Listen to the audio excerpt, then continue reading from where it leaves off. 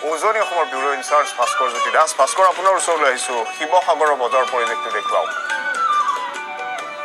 আজি কাতি বিহু আৰু কাতি বিহুৰ সমান্তৰালকৈ আচলতে পোহৰৰ উৎসৱ দীপাৱলী আজিৰ পৰা আৰম্ভ হৈছে আৰু ৰাজ্যৰ প্ৰান্তে প্ৰান্তে আচলতে কাতি বিহু আৰু দীপাৱলীক লৈ উৎসাহৰ ঢল বৈছে বুলি ক'ব লাগিব। আৰু বিশেষকৈ কাতি বিহুটো আচলতে উলহ মালহ কৰা বিহু নহয়। আচলতে ইয়াত এই যিটো বিহু আচলতে তিনিওটা বিহুৰ ভিতৰত আচলতে এই বিহুটোৱে আচলতে সকলোতকৈ আচলতে যথেষ্ট ডাঙৰ বুলি কোৱা হয়, কাৰণ এই বিহুটোতে আচলতে প্ৰতিজন চহা খেতিয়ক, প্ৰতিজন অসমীয়াই নেদেখাজনৰ ওচৰত প্ৰাৰ্থনা কৰে যাতে তেওঁলোকে শাওণৰ পথাৰত আচলতে প্ৰতিজন চহা খেতিয়কে কৰা যি শ্ৰম, সেই শ্ৰমে যাতে আঘোণৰ পথাৰত আচলতে তেওঁলোকে তাৰ ফল দেখিবলৈ পায়, তাৰ কাৰণে প্ৰতিজন খেতিয়কৰ লগতে প্ৰতিজন অসমীয়াই প্ৰাৰ্থনা কৰে ভগৱানৰ ওচৰত, তুলসীৰ তলত এগছি বন্তি জ্বলায়। আৰু এই যি বন্তি, সেই বন্তি গছিৰ যি দীপ্তমান পোহৰ, সেই পোহৰ যাতে চৌপাশ আচলতে উজ্বলি উঠে, তাৰ কাৰণে প্ৰতিজন অসমীয়াই কামনা কৰে। মই দেখুৱাইছোঁ বজাৰত আচলতে যথেষ্ট ভিৰ হোৱা পৰিলক্ষিত হৈছে। প্ৰতিজন অসমীয়া ওলাই আহিছে, প্ৰতিজন অসমীয়া ওলাই আহি আচলতে বজাৰৰ পৰা একোগছিকৈ মাটিৰ চাকি তেওঁলোকে ক্ৰয় কৰিছে আৰু প্ৰয়োজনীয় যিখিনি সা সামগ্ৰী, সন্ধিয়ালৈ যিখিনি প্ৰয়োজনীয় হোৱা যিখিনি সা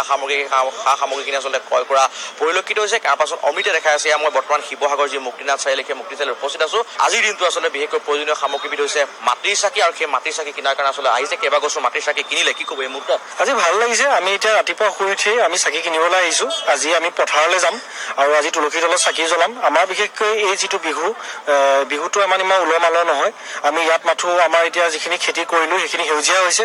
আজি আমি পথাৰত গৈ চাকি জ্বলাম যাতে সেউজীয়া শইচখিনি পোক পতংগ নধৰাকৈ সোণোৱালী হয়, যাতে আমি ভালকৈ ফচল কাটিব পাৰোঁ আৰু তুলসীৰ তলত চাকি জ্বলাই আমাৰ খেতি বাতি যাতে ভাল হয়, তাৰ বাবে আমি ভগৱানৰ ওচৰত, নেদেখাজনৰ ওচৰত প্ৰাৰ্থনা জনাব পাৰোঁ। তাৰ বাবে ৰাতিপুৱা ক্ৰয় কৰিবলৈ আহিছোঁ। খুব সুন্দৰ পৰিৱেশ ইয়াত।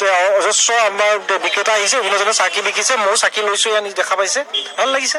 আচলতে এয়াই আচলতে প্ৰতিজন অসমীয়াৰ আশা, প্ৰতিজন অসমীয়াৰ আচলতে সপোন, আৰু তেওঁলোকৰ বুকুত আচলতে অংকুৰিত হোৱা যিবোৰ ৰঙীন সপোন, সেই ৰঙীন সপোন আচলতে ৰঙীন সপোনবোৰ আচলতে আঘোণৰ যি পথাৰ, সেই আঘোণৰ পথাৰত দেখিবলৈ হ'ব। আৰু আচলতে প্ৰতিজন চহা খেতিয়কে শাওণৰ পথাৰত অশেষ কষ্ট শ্ৰম কৰে, শ্ৰমৰ যি ফল, সেই ফল আচলতে আঘোণৰ পথাৰত দেখিলে